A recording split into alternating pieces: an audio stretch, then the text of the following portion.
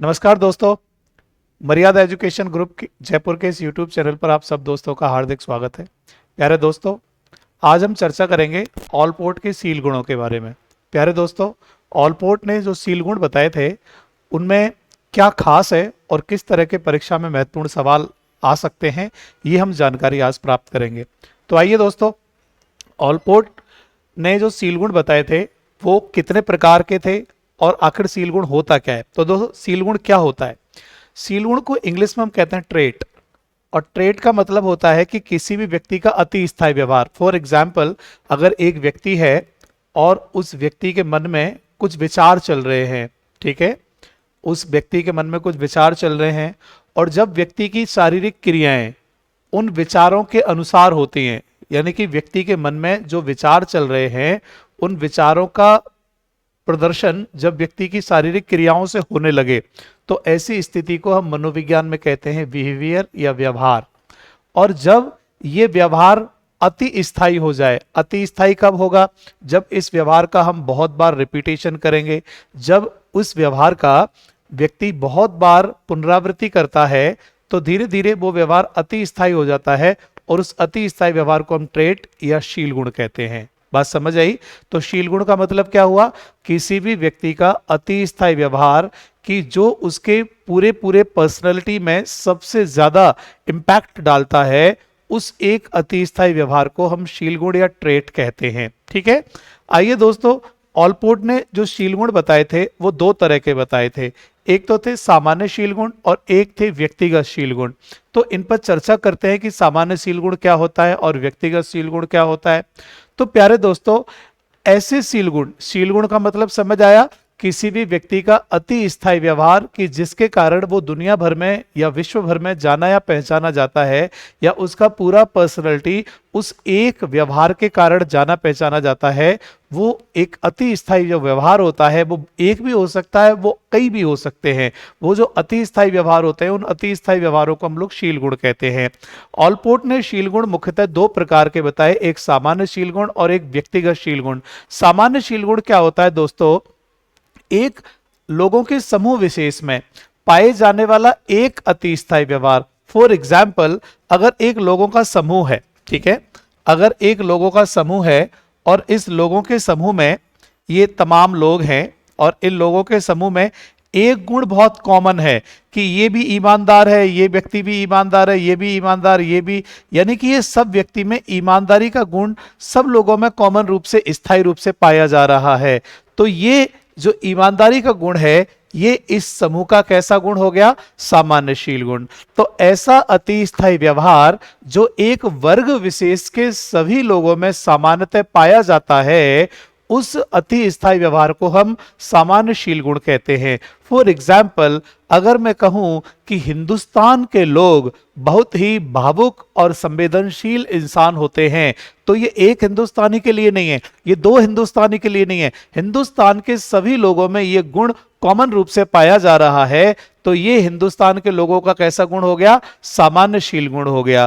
प्यारे दोस्तों, एक वर्ग विशेष में, एक समूह विशेष में जो गुण उस वर्ग के सभी लोगों में मुख्यतः पाया जा रहा है, सामान्यतः पाया जा रहा है, उसे हम सामान्यशील गुण कहते हैं। मैं एक बहुत पॉपुलर एग्जांपल देता हूं। जैसे आपने देखा है, हमारा बिश्नोई जो समुदाय है, बिश्नोई समाज जो है, बिश्नोई समाज के लोग पर्यावरण के प्रति अति संवेदनशील हैं। तो प्यारे दोस्तों, एक बिश्नोई पर्यावरण के प्रति संवेदनशील है या सबके सब? तो सबके सब। तो बिश्नोई समाज में जो पर्यावरण के प्रति जो लगाव है, वो बिश्नोई समाज का पर्यावरण के प्रति जो एक केयर का भाव है, वो उनका क्या हो गया? सामान्यशील गुण। तो सामान्यशील गुण किसे कहते हैं? एक वर्ग विशेष के सभी लोगों में कॉमन रूप से पाए जाने वाला शील गुण सामान्यशील गुण कहलाएगा। लेकिन एक व्यक्ति विशेष के अंदर, एक पर्सन के अंदर, मेरी पर्सनैलिटी में जो स्थायी व्यवहार है, उनमें जो सबसे ज्यादा स्थायी है, वो व्यक्तिगत शील गुण कहलाएगा।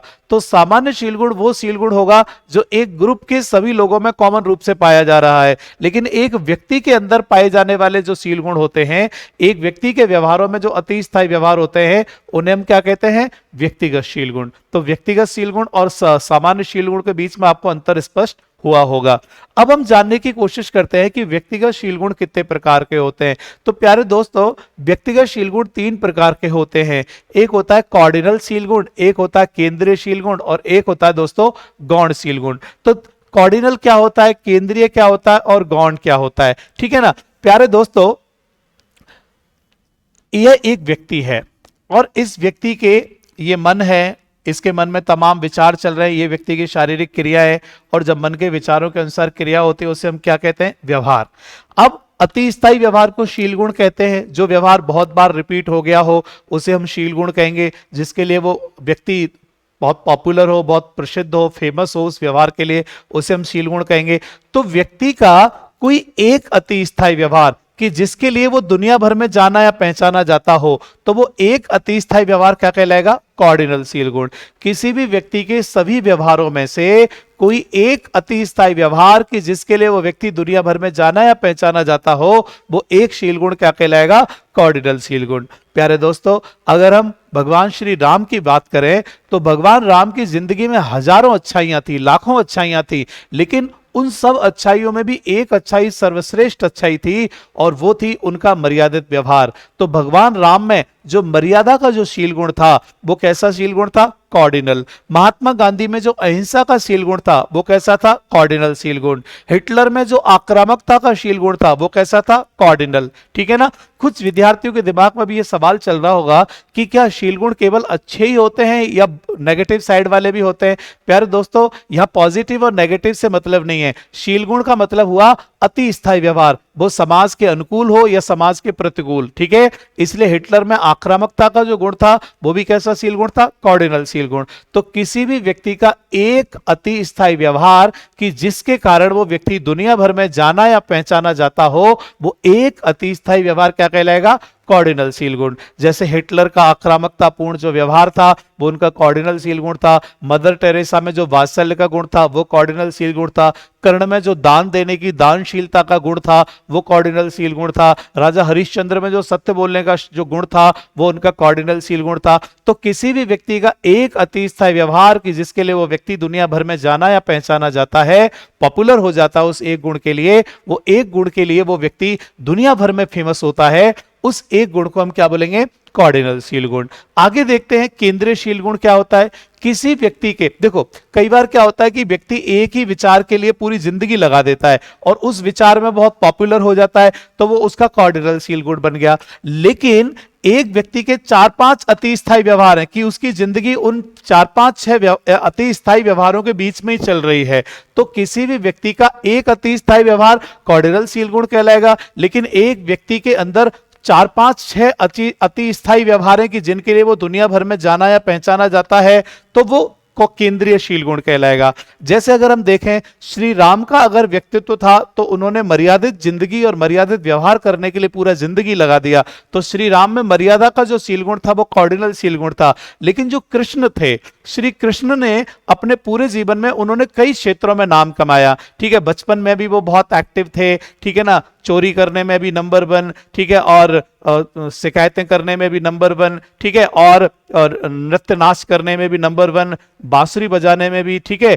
ऐसे बहुत सारी कलाओं में नॉलेज भी उनका बहुत अल्टीमेट था, बहुत अच्छा ज्ञान गीता का उन्होंने दर्शन दिया था। तो ऐसा जो व्यक्ति जिसके अंदर कई क्षेत्रों में जो अपनी प्रतिभा का लोहा मनवाता है, जो कई क्षेत्रों में पॉपुलर होता है, ऐसे शील गुणों को हम केंद्रीय शील गुण कहते हैं। तो अगर कोई व्यक्ति जिंदगी के एक ही क्षेत्र में अगर नाम कमा रहा है तो वो उसका कॉर्डिनल शील गुण हो सकता है। लेकिन एक व्यक्ति जीवन के डिफरेंट फील्ड में अगर नाम कमा रहा है तो वो उस व्यक्ति का केंद्रीय शील गुण होगा। तीसरा है दोस्तों गौण शील गुण। गौण शील गुण क्या होते हैं? ऐसे शील गुण जो केंद्रीय और कॉर्डिनल जितने, यानी कि वो ऐसे शील गुण जो स्थायी तो हैं लेकिन कॉर्डिनल और केंद्रीय शील गुण जितने स्थायी नहीं, बल्कि कॉर्डिनल और केंद्रीय शील गुण की सहायता करते हैं, वो शील गुण गौण शील गुण कहलाएंगे। फॉर एग्जाम्पल, अगर भगवान राम में मर्यादा का शील गुण एक कॉर्डिनल शील गुण था तो भगवान राम सत्यनिष्ठ थे, बहुत, ठीक है, परिश्रमी थे, ये सब उनके गुण कैसे हो गए? गौण शील गुण। तो गौण शील गुण वो शील गुण होंगे जो केंद्रीय और कॉर्डिनल जितने स्थायी तो नहीं होंगे लेकिन कॉर्डिनल और केंद्रीय शील गुणों की सहायता अवश्य करेंगे। जैसे महात्मा गांधी में सत्य और अहिंसा का गुण कॉर्डिनल शील गुण था, लेकिन महात्मा गांधी जो जितने जुझारू थे, जितने नैतिक थे, जितने अच्छा व्यक्तित्व उनका था, जितना सत्य बोलते थे, ठीक है ना, जितने अपने कार्य के प्रति जुनून, पैशनेट थे, तो ये जो बाकी के गुण जो उस एक कार्डिनल गुण को सपोर्ट कर रहे हैं, वो गुण क्या कहलाएंगे? गौणशील गुण। बात समझ आई? तो किसी भी व्यक्ति का एक अति स्थायी व्यवहार कि जिसके लिए वो दुनिया भर में जाना या पहचाना जाता है, वो कार्डिनल शील गुण कहलाएगा। किसी भी व्यक्ति के 4-5 अति स्थायी व्यवहार की जिनके लिए वो दुनिया भर में जाना या पहचाना जाता है, वो केंद्रीय शील गुण कहलाएंगे। और गौणशील गुण ये स्थायी तो होते हैं, लेकिन उतने स्थायी नहीं जितने कि कार्डिनल और केंद्रीय होते हैं, बल्कि ये जो गुण होते हैं ये कार्डिनल और केंद्रीय शील गुणों की सहायता करते हैं, इसलिए इन गुणों को क्या बोलेंगे हम? गौणशील गुण। क्लियर हुआ? तो प्यारे दोस्तों, आज हमने डिस्कस किया शील गुण के बारे में, और शील गुण का सिद्धांत किसका? ऑलपोर्ट का। तो ऑलपोर्ट ने शील गुण दो प्रकार के बताए, एक सामान्य शील गुण, एक व्यक्तिगत शील गुण। किसी भी एक समूह विशेष के लोगों में पाए जाने वाला अति स्थायी व्यवहार जो उस समूह के सभी लोगों में है, तो उस एक अति स्थायी व्यवहार को हम क्या बोलेंगे? सामान्य शील गुण कहते हैं। ठीक है ना? जैसे विश्नोई समाज में पर्यावरण के प्रति प्रेम, तो एक वर्ग विशेष में एक पर्टिकुलर गुण स्थायी रूप से पाया जा रहा है, तो ऐसे गुण को हम सामान्य शील गुण कहेंगे। और एक व्यक्ति के अंदर पाए जाने वाले अति स्थायी व्यवहारों को हम व्यक्तिगत शील गुण कहेंगे। व्यक्तिगत शील गुण 3 प्रकार के होते हैं। ऑलपोर्ट ने 3 प्रकार के व्यक्तिगत शील गुण बताए, एक कार्डिनल, एक केंद्रीय और एक गौणशील गुण। ठीक है? कार्डिनल क्या होता है? किसी भी व्यक्ति का एक अति स्थायी व्यवहार कि जिसके लिए वो व्यक्ति दुनिया भर में जाना या पहचाना जाता हो, उस एक अति स्थायी व्यवहार को हम कार्डिनल शील गुण कहेंगे। किसी भी व्यक्ति के 4-5 अति स्थायी व्यवहार की जिनके लिए वो दुनिया भर में जाना या पहचाना जाता हो, उसे हम केंद्रीय शील गुण कहेंगे। और गौणशील गुण ऐसे शील गुण जो स्थायी तो है, लेकिन कार्डिनल और केंद्रीय जितने स्थायी नहीं, बल्कि कार्डिनल और केंद्रीय की सहायता करते हैं, ऐसे गुणों को हम गौणशील गुण कहेंगे। भगवान राम में मर्यादा का जो व्यवहार था वो उनका कार्डिनल शील गुण था। श्री कृष्ण का जो व्यक्तित्व था वो केंद्रीय शील गुण का बहुत अनुपम उदाहरण है। और गौणशील गुण वो होते हैं जो कार्डिनल और केंद्रीय जितने स्थायी तो नहीं होते हैं, लेकिन इनकी सहायता अवश्य करते हैं। ठीक है? अब हम देखेंगे दोस्तों कि इस पूरे लेसन में से एग्जाम में क्या क्या सवाल आ सकता है। तो सबसे पहले तो यह सवाल पूछा जा सकता है कि ऑल कि शील गुण के बारे में निम्न में से कौन सा कथन सत्य है, यह भी आ सकता है। तो आपको ध्यान रखना है शील गुण क्या होता है? किसी भी व्यक्ति का अति स्थायी व्यवहार, किसी भी व्यक्ति का अति स्थायी व्यवहार कि जिसकी वजह से उसकी पर्सनालिटी जानी या पहचाने जाती है, वो उसका शील गुण कहलाएगा। वो पर्टिकुलर बिहेवियर जो होगा वो क्या कहलाएगा? शील गुण कहलाएगा। ठीक है ना? और फिर ये पूछ लेगा कि ऑलपोर्ट ने शील गुण कितने प्रकार के बताए, तो आंसर 2। कौन कौन से? तो सामान्य और व्यक्तिगत। ठीक है ना? आपको एक एग्जाम्पल दे देगा, वो कहेगा कि एक समूह के सभी लोग बहुत ईमानदारी से कार्य को करते हैं, तो बताइए ये उस समूह का कैसा शील गुण है, और ऑप्शन दे देगा गौण, केंद्रीय, कार्डिनल या सामान्य।